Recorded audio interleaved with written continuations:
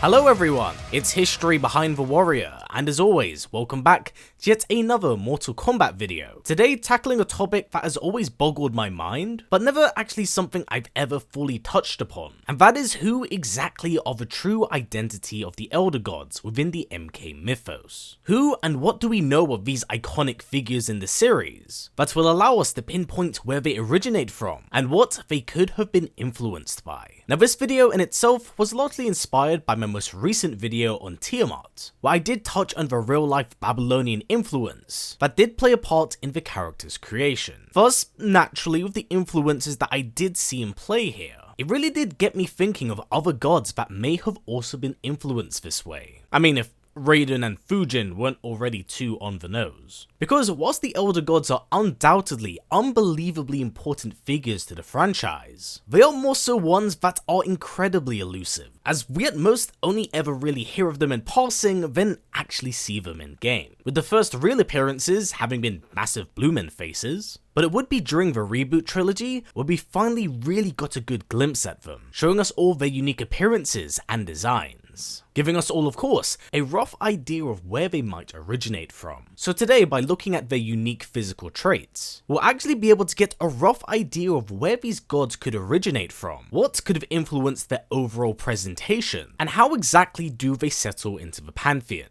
Now keep in mind, this is all theoretical on my part, as we'll be largely drawing ideas and theories from characters that are yet to be given a real names nor an actual sense of identity. But I do believe that this is a very good way of understanding the pantheon better, the potential origin surrounding each of these nameless faces, and what each could represent to the realm, even whilst they may not be physically present yet in the new era. But just before we do get the ball rolling here, quick note that I will be strictly sticking to the mainline canon of games, as well as excluding arcade ladder endings and any expanded media beyond the mainline games. Because whilst the arcade ladders can hold a sliver of truth from time to time, artistic interpretations of these endings largely vary from game to game and from artist to artist. So these designs do evolve and change over the course of time. And of course, quick reminder as always that if you like what we do here and wish to see more, please don't forget to give this video a thumbs up, as it's the best way of supporting the channel, and feel free to subscribe if you want to stick around. Anyway,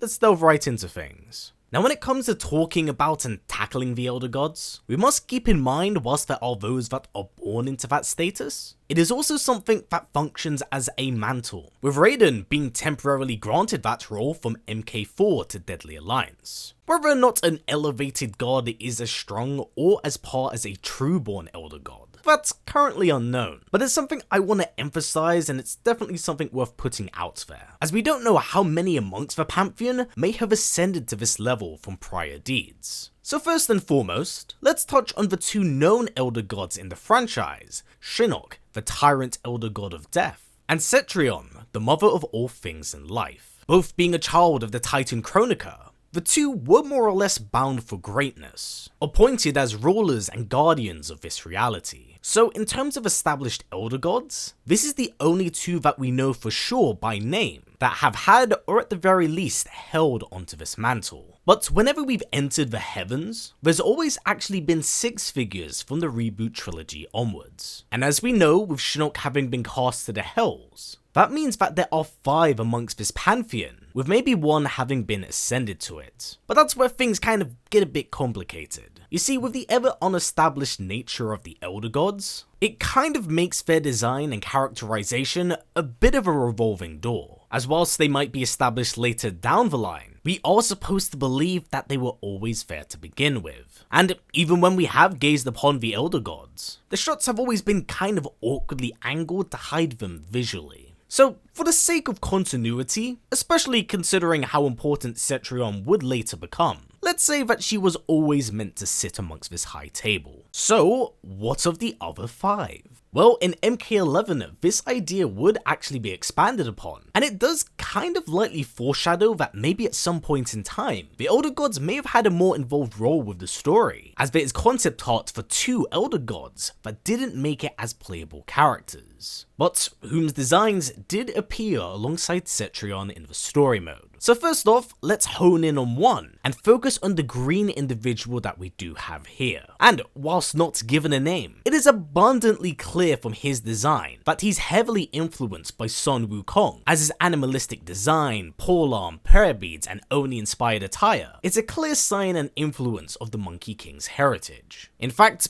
all things considered, whilst in design he does look slightly alien from the green skin, it's actually very possible that this could have actually been Sun Wukong. Because let's not forget that Earthrealm was attacked by Shinnok previously, long before the events of MK4, and Earthrealm itself is home to a number of different named gods in the MK mythos. So what's to say that Wukong wasn't one of the individuals that stood before Shinnok's wrath, and then later rewarded with higher divinity by assisting in his incarceration, much like how Raiden would be rewarded in MK4. Plus, keep in mind, someone did have to fill in Shinnok's role in the Pantheon with his downfall. Again, this is just an idea, but what I would say is a feasible one for the MK universe. But the other Elder God we do have here, this one gets my brain ticking. Especially with a lot of things we've been covering on the channel recently, with cancelled characters in the MK franchise. Because interestingly so, going by his unique design, it looks like this may actually be beckoning back to an old MK character that was cancelled, and an older idea and concept in the form of the Elder Demons. We'll get to that in a bit. Now, in terms of overall visual design, I'm willing to go out on a limb here and say that this may be the cancelled MK4 character, Belloc. For those unaware or unfamiliar with that name, this was a character introduced in the 4th installment that was infamously cut for reasons that are unknown and undisclosed to this very day. But from the little bit of information we do have about him that has leaked, it is believed that balancing issues may have been a factor, with Belloc possibly serving as a sub-boss role in that game, kind of like Goro. And it would make sense with the MK4 installment design-wise, as we were dealing with the Netherrealm and its nightmarish hells. But where does the Elder Demon side of things come into the loop?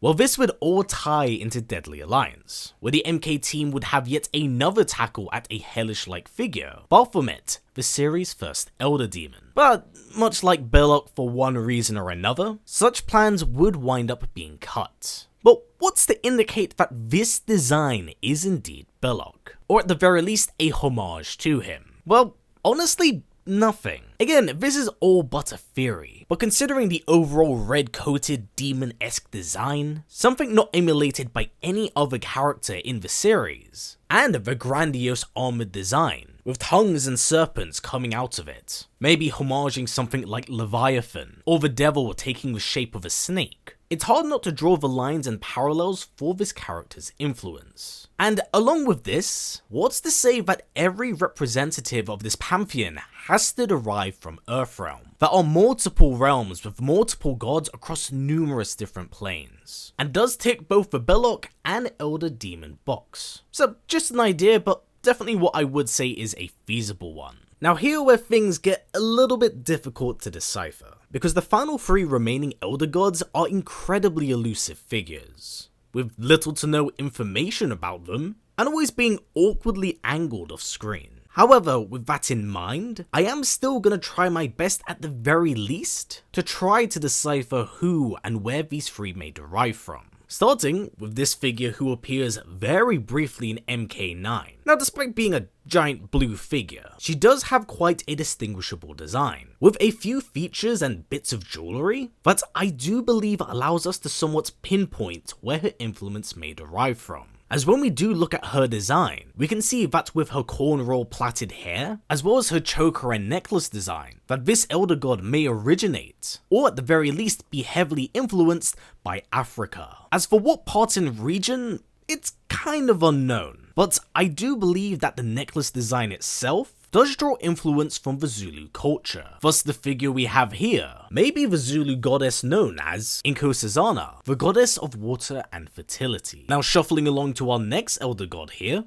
he is far more puzzling, being a masked figure that's honestly kind of impossible to decipher, as his features and appearance are completely hidden, so it's very hard to gauge what he's all about, if I'm really stretching for an answer here. I do believe that this could maybe be some iteration or form of death here. And when we do look at the concept shrines and art of the Sky Temple from MKX, we do see a headed figure among the gods with a face for a skull. Again, a bit of a reach on my part, just to at the very least add a sense of purpose to this particular individual. Now shuffling along to our final Elder God here, it is one that does serve as a bit of an addressing mouthpiece in MK9, and that's this individual over here. Again, whilst big and blue and his time is incredibly brief, I think his overall design might give away a slight indication of where he comes from, having a very unique and distinct armor design that may have ties and origins to that of the Sidon realm. And it's actually this armor alone that does make me believe he does get a teeny redesign during MKX, being once again one of the unnamed figures in the background of the Sky Temple, where his appearance has been expanded upon, and we get a full body look at him, where he now has a beard, is rocking an interesting sword of sorts, something that, might I add, does look like it emulates the very strange architecture style of Sido, and he still is rocking that really goofy Saiyan armor. Unfortunately, beyond my visual analysis here, we are largely limited with what we know of these trio, as well as Belloc and Sun Wukong. And alongside this, truth be told, we don't actually know if these other Elder Gods were also the kin of Kronika, or simply individuals elevated to that role. Either way, they would wind up being eliminated, despite the nature of their status. Even so, I do hope that you have enjoyed this video, and it's been a fun little theoretical journey on my part to identify some of the really interesting bits of information that has always surrounded these elusive figures, to add a bit of sense to the mystery and allure that does surround these individuals. I most certainly expect these ideas to be expanded upon far later in the future, and in much more canonical depth. So with that said, and everything I've talked about here, who do you believe were the other Elder Gods of the Pantheon? Where do you think they come from or are influenced by? And do you believe any of them to have been Kronika's kin? Please do comment down below, as honestly, this was a really interesting and fun topic for me to explore. So I'd love to hear your influence, and I'd love to hear what you have to say on this topic. But for now though everyone,